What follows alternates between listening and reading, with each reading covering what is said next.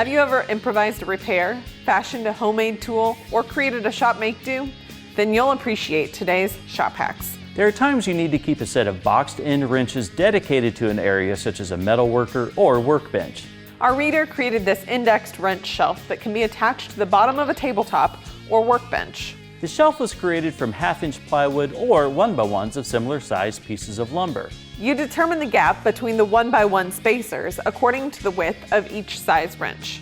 Lay the wrenches out of the bottom board and mark each wrench's location. Make sure the half of the jaws on the wrenches stick out from the front of the board so that you can easily see their size. Next, fasten with the 1x1s to the bottom board with finishing nails.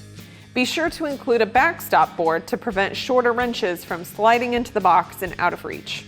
Hank reports this storage tray sure beats sorting through wrenches at the bottom of a toolbox, and they're often located at the other end of the shop. There's more where this came from. Other farmer-inspired hacks, like this, can be found at agriculture.com/shophacks. While you're there, vote for the indexed wrench storage shelf that Hank submitted for the Shop Hacks contest.